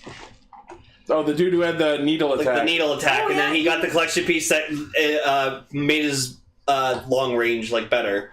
I liked him. He was cool. Any favorite music that you guys like in the show? Oh my All god, of it. all of the It Lupin was Ranger so music. good. I have to agree with what you said, Guard, to me earlier this week. Pat Kaiser theme. That Kaiser theme is really good. Also, fucking Patron X, Lupin X's theme. Yeah, it's called Max Power. Max Power. And it sounds like it was ripped out of Sailor Moon. My favorite, well, yes, of like the side music, it would have to be the Pat Kaiser theme. It's pretty good. Or it's like the Lupin Kaiser theme is pretty good too. I can't remember the Lupin Ranger song for it, but it was like, let me look it up quickly. What? Oh, it was like their battle music in the Lupin Ranger, Here We Go? Yeah. Yeah, no. All the Lupin Ranger music was fucking snappy shit. But then there was also like SOS, Pat Rangers. No, it was just Searching for Truth. Oh yeah, Searching for Truth. But yeah, I will always say... Which I think is a little bit of a misnomer because they were never searching for anything. They were just defending Earth from ganglers. I will say that I always liked hearing just that... Yeah, the Lupin Ranger theme. Yeah, love it. Lupin. And I gotta say, the concept for the theme song, as Blaze is everyone in our chat is currently gushing about, the idea of having the two themes have their own theme songs, and then the actual opening of the show being a mix of the two themes. Beautiful idea and perfectly executed. Yeah, I like how Blaze says it. It's literally a song fight. Yeah. But yeah, quickly. And then you have the version I posted on the channel where we took the two separate versions and put them together. But yeah, quickly, I just like in terms of the Lupin Rangers, I did grow to like them. Like, of course, I'll still be Team Pat Ranger forever. But Kairi, as much as I thought of him as an annoying little shit at the beginning of the show, I grew to actually enjoy his quirkiness and how he was, and he actually grew to be quite a cool fucking dude. Toma, again, another character at the beginning who I thought was super bland as all hell, but then he took his blandness, and that's what made him such an awesome character, and just... he was great. And Umika, yeah, fucking adorable as shit. I've loved her since the very beginning. So, like, yeah. So I enjoyed the Lupin Rangers. They were really great characters. So what I was saying earlier, it reminds me about the fact that the two teams were blended together. When I took the images of their roll calls and put them over each other for the wallpaper for that episode, you could tell that blue, green, pink, and yellow were spaced apart so evenly that when you overlap the images, it almost looked like they were all standing in a row, except for the two reds overlapping each other. So when we saw that, I'm sure there were people in the comment section on the video who said that, oh, wouldn't it be cool if eventually they did a roll call together like that once they were all friends? And I'm sad that never actually happened, you know? Oh my god, I never actually noticed they didn't do that until you bring it up. Mm-hmm. Yeah, they never did a full team morph, nor did they ever do Noelle doing Lupin X and Patron X together. Yeah.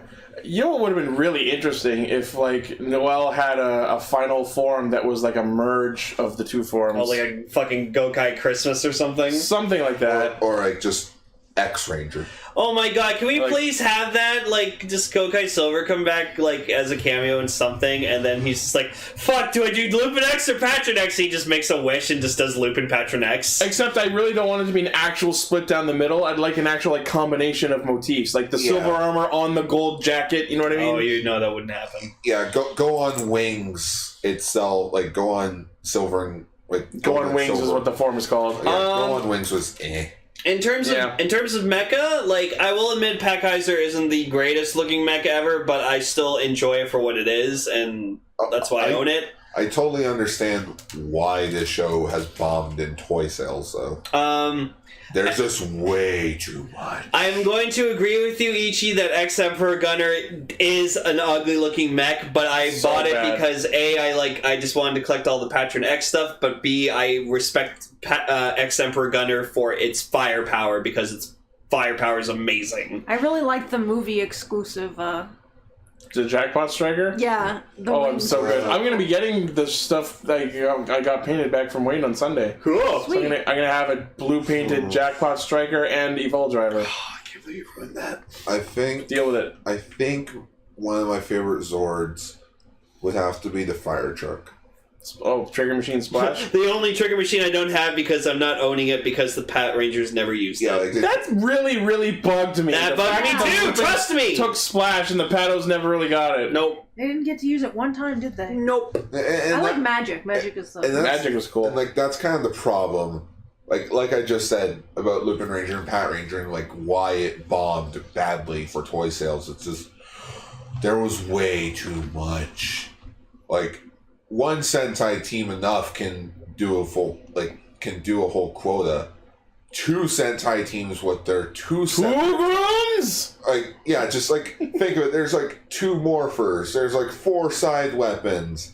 There's 2 Zords if you don't count like the sidearms and like the morpher. You got like all the dial fighters, all the trigger machines, the X trains. It's like it just becomes too much. Also, I forgot to mention, since we saw at Patron Yugo, I don't think we'll ever again see like a fusion of a Sentai team. So that's fucking awesome. I never liked Patron Yugo. I loved it. This candy Like Lupin Tricolor though.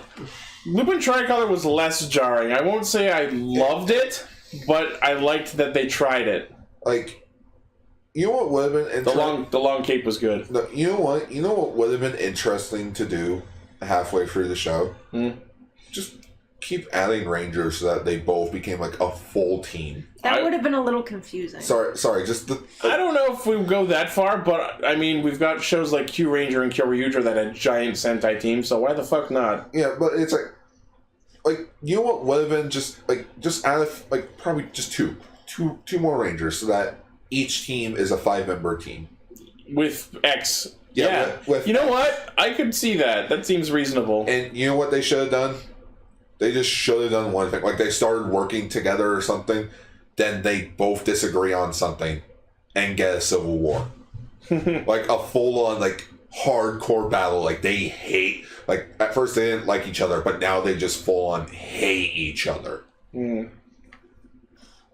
Like there should have just been a bit more character, like team dynamics. Like maybe halfway through the show, it's like, okay, maybe we should negotiate like a deal with them. But it's like, nope, it's just rinse, repeat for 30 episodes. Then episode 38, let's actually start doing things. Speaking of the Zords again for a sec, I'm kind of disappointed there was no big, proper Ultra Zord type thing. You know what I mean? Yeah. It was just fucking. We had both good Kudo Kaisers. We had clusterfuck Kaiser that they used maybe 3 times tops. I will say that is still like that because that was their Ultra Zord. Yeah, that was their Ultra Zord, and it's one of my favorites. They barely used it though. You're 3 right. times. Yes, no, three problems. Well, because it's CGI fucking things. Yeah, that's problem number 1. All of it's CGI. And it's just the same animation. I pity any suit actor that has to wear that thing. For the 3 fights it was always the same animation. So it's like, it got boring. Number 2, the design itself could have been a lot better. I hated it. Especially toy-wise. Like, these things are meant to be toys. You cannot pick that thing up without something falling off of it. That is true. As a toy, it doesn't take enough. You need to think first, how can we make all of this combined together? And I hate the lazy idea that, we can't fit it anywhere. Just strap it to the side of the feet. Yeah, it's like, no. Especially with pink, because then you have the fucking rod jutting out even further. As I defended their side weapons from the which they did. What is this Megazord Bayonetta? I don't know. That actually, when I was watching the finale, sorry if I interrupted. Go ahead. I actually remembered something. Remember that the Pad Rangers had sidearms? Like, not their morphers, but they had those weird, like, megaphones. Yeah, the megaphone. Things. Yeah. Oh, yeah, the side weapons. Those were underused, too. They used those, like, twice, maybe, ever? They were really underused. They were used at the beginning of the show and at the end of the show. Did the Lupin Rangers have anything like that? They had the Itadaki Kaitos, the swords that had the little grabby hands, which were used even less. Oh, geez, I actually forgot entirely they existed. Which just proves that, sidearms are... They don't have time for sidearms, you got gimmick weapons. The Megalobow is the only... The Megabow, whatever, is the only Pat Ranger item I actually don't know. They don't even use... Like, they never actually made the X toys of, like... the other things that they did, like the bow, like the I was bow gonna say, weapon. like, putting aside the fact that the sidearms were underused, I actually really, really, really loved the magic and scissors fighters being used in battle. The fucking magic bow and the boomerang blade and shield. Yeah. And like almost everyone got a turn to use that. It's like that. What? That was beautifully used. If you were going to do that in the show, why not make DX toys out of that? I mean, those are pretty fucking big. Well, you can easily make it like kid size, like they did with the Holo sword and shield. I mean, they don't really make sounds. True, but toy that you could easily like have a button that makes it sound like a swinging action. You know, if they did put out like smaller toys of the blade and scissors, they would probably have been cool. Yes, overall for me, this series, it wasn't the greatest Sentai I've ever seen. Like that still goes for me to like overall series goes to Tokuger because like just. Oh yeah, this is the first Sentai since Tokuger where the big bad doesn't go kablooey. That's true. Yeah, that just kind of went into darkness and we never saw him again. Sleeping. Speaking of big bad, we didn't even get a Megazord fight this episode. And I'm glad we didn't. And we don't need one. Didn't either, yeah. No, but that means the suit actor straight up lied to people that after this finale, like after the final episode, okay, he didn't technically lie. Guess he should have just mentioned, oh yeah, I'm done. Like, there's no more Zord fights. I thought you were gonna say I'm dead. No more Zord fights, ever. I'm dying, bye. Just falls over, explodes. We'll make it so you can never play classic mode. But yeah, so, Emily, your thoughts on Lupinranger and Patranger? Oh, jeez. It was a no. It was a show. I almost It said was a that. show that we watched. It was a show. That was not a lie. I was, sorry, I'm always weird when I'm put on the spot, like, because I don't like giving opinions, because I'm afraid that they'll be bad opinions. No. Your opinion's your opinion. It was a little hard to transition into from Kyuranger, because I really liked Kyuranger, and I love space-themed stuff, and I'm not super into, like, Phantom Thief type stuff, usually. I do like police stuff, though. And the idea of there being like two smaller teams instead of one big team was really interesting.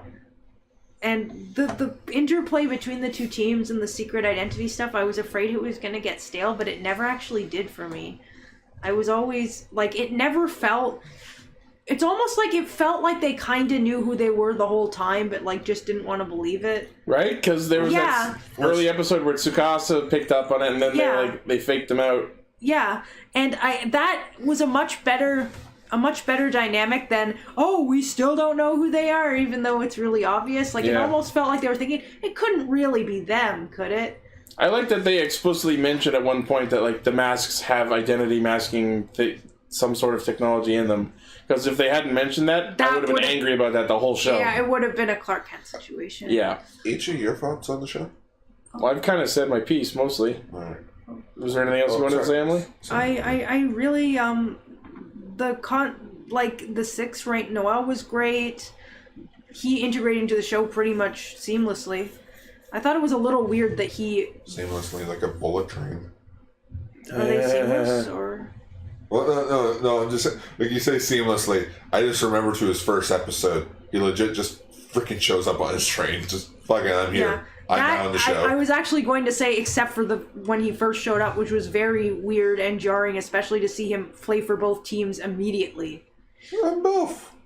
Yeah, like, remember we were all super shocked about that? Like, we thought he would keep it a secret that he was the same person. I think that's the thing that was cool about it too, was because that's what we were all expecting, and then the show just went, no, fuck you, that's not what we're doing. And after the first few episodes of it was just like commonplace, like we knew, like, oh, he's sort of on both sides, but he might have his own thing he's doing. And who's that? Oh, it's just Noel. Just doing this thing. There was a bit of suspension of disbelief you had to do, that the cops wouldn't just interrogate the information out of him or something like that.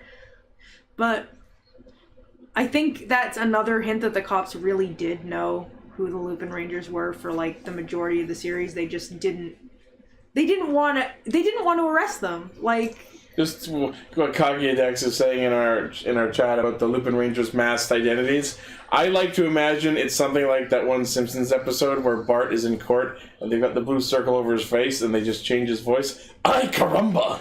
Well, I think of Spider-Man: Homecoming with like Peter's interrogation mode. What are you doing here? No, I've got it. It's Boebu High School Club Love. That is what it made me think of when they said the masks had masking abilities. Right? Yeah, that Their was, faces are censored. yeah. Because, like, that's the only magical girl show I've ever seen make that, well, it's not a magical boy show, that make that actual Right? joke where it's like, wow, how can these people not tell that these people who are Yeah. exactly the same... The dumbest example of it will always be in Moon. Sailor Moon when fucking Sailor Moon saves her little brother and then just the next word, Serena, you'll never believe it, Sailor Moon saved me! Like, at least Don't worry about this! in most Precure seasons, their hair changes. Yeah. But, like, because, you know, hair is the ultimate identifying Oh factor. look, the pink one has, like, nice, like, brown, like, cute brown hair. It just turns into the pink hair. Flowing pink hair. Oh my god! Yes, but even in the early seasons of that, their hair only changed colors like 2 hex shades. Yeah, because the original, Yes. they never did. They just had the it's like, costumes. how could, and somehow her own brother's like doesn't like, oh hi Nagisa. It's just like it's pure black. It's Karen Black. Oh my god! Yeah, like who looks nothing like my sister. Oh man. And they actually, the fact that they actually brought that up in both this and Buebu was great. That they actually had an explanation for the whole Clark Kenting thing. Yeah. Clark Kent. But yeah. Good Striker was awesome. I wish they made a Goody. larger plush doll. Goody was a fun time. I found this site. I forget what it's called. Let me check. Goody had some funny moments, but mostly he was just a little annoying. Goody. Okay, the site is called Otsukai. Otsukai. Okay. And it's a site that lets you request anything from Japan.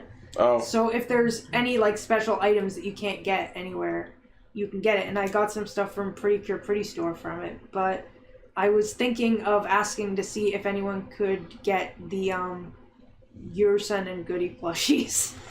Because I know that large ones exist. I just don't see them on any... I don't know why I'm telling you this. I'm sorry. Jackpot Striker, though, was amazing. It was awesome. His little sudden save there at the end. Swing. Love him.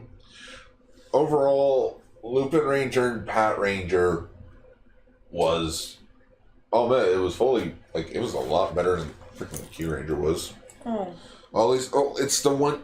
It's the thing that I do with every Sentai season. I compare it to the one that just passed. It's like, is it better than... With Q Ranger, was it better than Zoojer? Zoojer, was it better than the Ninja? Where, like... I don't think it's fair to objectively say one show's better than another. It's more like one show does this better and the other show does that better. Well, it's like compare and contrast. It's like Q Ranger, it didn't focus on Rangers, where Lupin Ranger and Pat Ranger, it was heavily focused on the characters of the Rangers. Exactly. Like the villain, like overall, Lupin Ranger versus Pat Ranger was an overall decent Super Sentai season for the 2010s. It's not the greatest. It was an interesting experiment that I think did more good than bad. Mm-hmm. But I am glad that we are going back to basics. I am hyped for Ryu Soldier! Ryu Soldier is... I'm a little excited. I'm not saying, like, it wasn't like when Lupin Ranger and Pat Ranger was revealed where it was like, oh my goodness, now I want freaking Q Ranger to just end already. It was like, no, let's take its time, let's see what happens. I'm interested in Ryu Soldier. I mean, knights, dinosaurs, very Right. cool concept. Another wristband. Oh yeah, that was am I going? I don't know if I'm going backwards or. Go ahead. I'm not a big fan. Like, I don't think they're bad or anything. Like, it's not like I'm like, ooh, they're bad. But I'm not a big fan of gun transformation devices at all. I really like ones. The one advantage that gun changers have over everything is that the toy versions of them are usually accurate. That and, like, it has a dual purpose then aside from it's just a morpher. Yeah, you get more playability out of it because you can pew pew with it. You know, but I've just never been a fan of the weapon transformation devices. I like. It might just be because I'm into magical girl stuff, but I like it when it's a bracelet or a necklace or a belt or. I always love bracelets wearable. too because Anything being a big guy. Yeah, I know it Yeah. actually fits. I didn't know that. I also like wrist mounted morphers, but that's because I'm into like classic Sentai where it's like what they have. If is, like, something is wrist-mounted. a wrist morpher, there's like a 90% chance I'll like it the best. I mean, the Morphin bracelet is still my favorite changer, but I do like this thing because I like that it's not just a changer, but it's also a gun, and you can go like that, and you can go like this, and you can remove shit. I love the Q Ranger one so much because it's both a gun and a wrist-mounted device. And a joystick. It's a lot of things. I actually And a crossbow. Pseudo blaster. Which I call Kroget. And a hot plate. I really, and it can make julienne fries. I still want to get the Dark Q changer, actually. Oh yeah, that one. I forgot they released that. So yeah, out of 10, I'd give it a 7. I give it also a 7.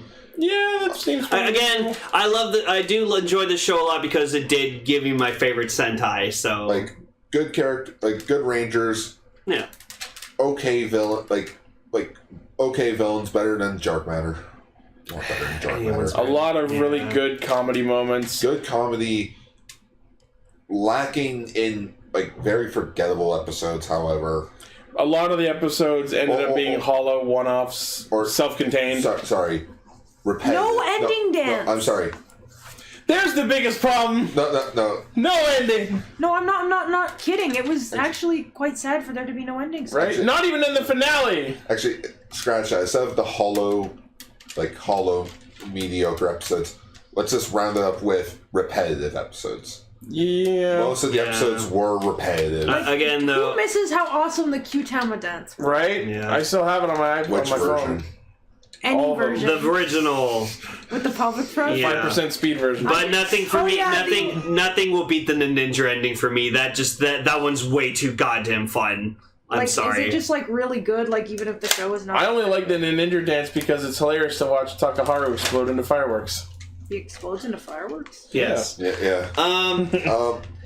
So yeah, again, what I take from the Sentai is Blaze, that one episode where they did the fucking Busan dance or whatever does not count as the ending theme. But again, this is a Sentai that I will remember and love for its characters more so than anything else. Absolutely.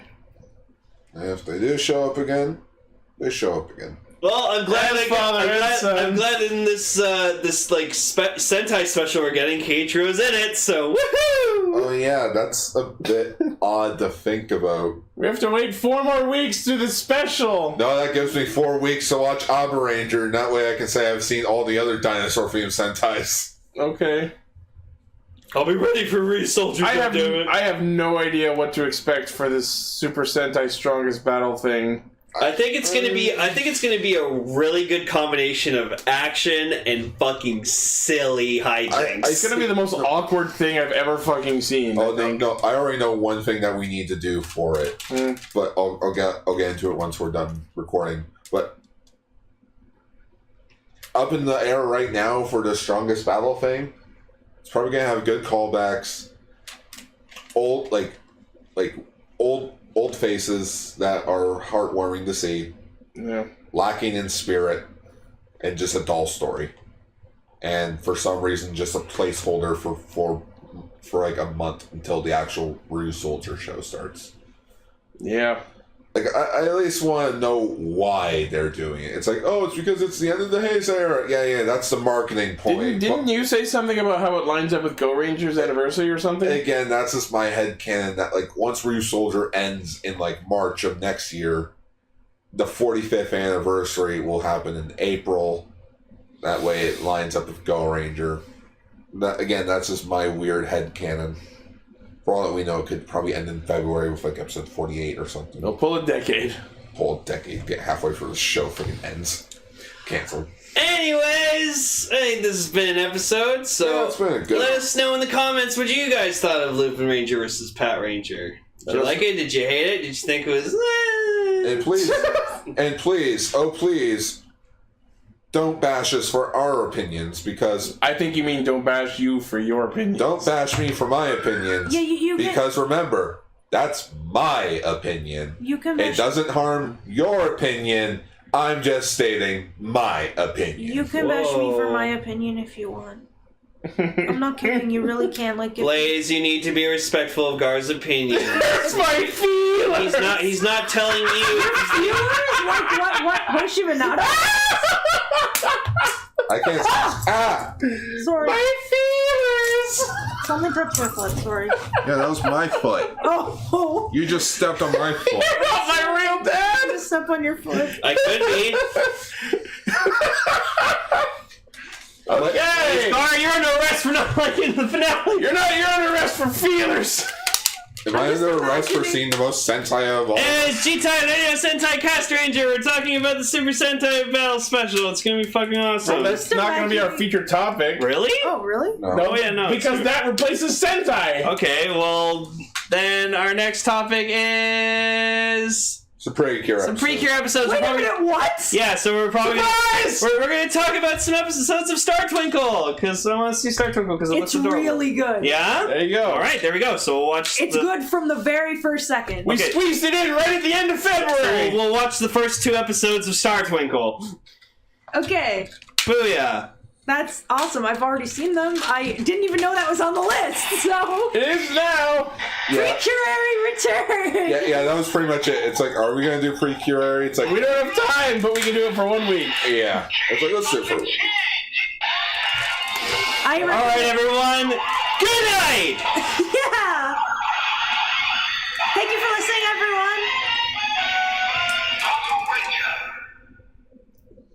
As always, the primary source for Fuck you! is castranger.podbean.com, and from there you can find all of our things: Facebook, Twitter, Discord, Patreon, merch, t-shirts, hoodies. Buy a onesie for your baby, I don't care. That's wearing a purple suit in public. Bored now. Up to my tits and morons. It's funny how we never actually saw Redcaster's baby in a onesie, even though he bought one for her. Well, it's because she That wasn't bitch big owes enough us a yet. photo. Well, she's All right. too soon, so. Alright, and we will see you all next week. Good night!